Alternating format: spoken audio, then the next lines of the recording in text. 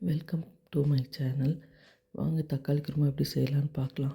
தக்காளி குருமாவுக்கு நல்ல பழுத்த பழமாக இருந்தால் தான் புளிப்பும் சுவையும் ரொம்ப நல்லாயிருக்கும். அதனால் நல்ல பழுத்த பழமாக இருந்தால் எடுத்துக்கோங்க. வாங்க எப்படி செய்யலான்னு பார்க்கலாம். இதை நல்லா வாஷ் பண்ணிவிட்டு இந்த மாதிரி நல்லா க்ளீன் பண்ணிவிட்டு நல்லா ப்ளஸ் மாதிரி போட்டு எல்லா தக்காளியும் அதே மாதிரி போட்டு எடுத்துக்கிட்டு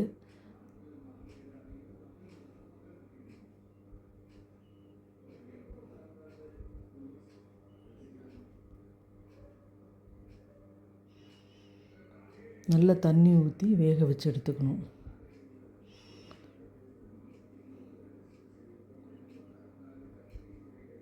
நல்லா வெந்ததுக்கப்புறம் தோலை உரிச்சிட்டு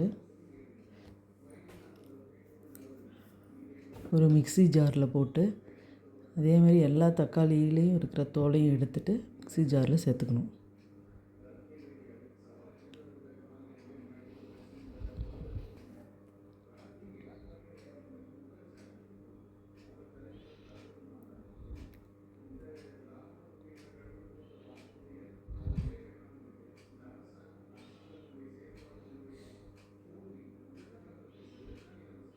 நல்லா அரைச்சி நைஸாக அரைச்சி எடுத்துக்கணும். ஒரு கடாயில் எண்ணெய் ஊற்றி 2 டேபிள் ஸ்பூன் எண்ணெய் ஊற்றிக்கணும். பட்டை 3, கிராம்பு ஒரு 4, ஏலக்காய் ஒரு 3, கல்பாசி ஒரு 2 துண்டு போட்டு நல்லா பொரிய விட்டு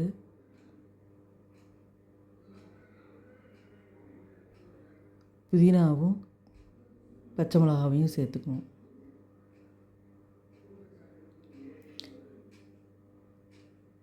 பூண்டு ஒரு 5-6 பூண்டு சேர்த்துக்கணும். சின்ன வெங்காயம் ஒரு 20-30 வெங்காயம் நல்லா அரிஞ்சு சேர்த்துக்கோங்க. பெரிய வெங்காயம் போட்டுக்கலாம், ஆனால் நான் எப்போவுமே சின்ன வெங்காயம் தான் எல்லாத்துக்கும் அதிகமாக பயன்படுத்துவேன்.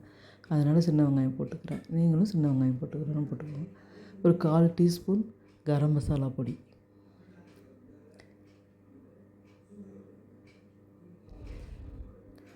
ஒரு 1/4 ஸ்பூன் மஞ்சத்தூள்,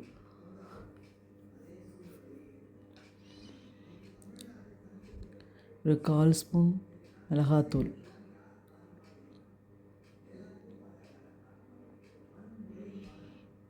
ஒரு 1/4 ஸ்பூன் மல்லித்தூள்,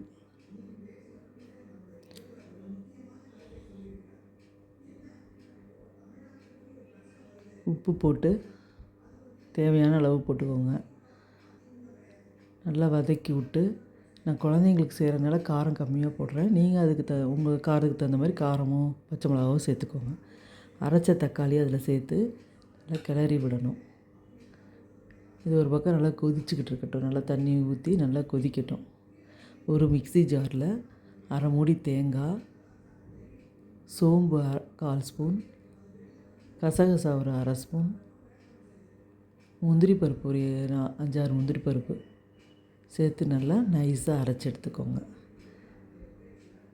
நல்லா கொதிச்சிட்ருக்கிற தக்காளி குருமாவில் அதை ஊற்றுங்க. ஊற்றி நல்லா கலந்து விடுங்க. நல்லா கொதித்து நல்லா சுண்டி வந்தோடனே கொத்தமல்லி தழை தூவி இறக்கிக்கலாம்.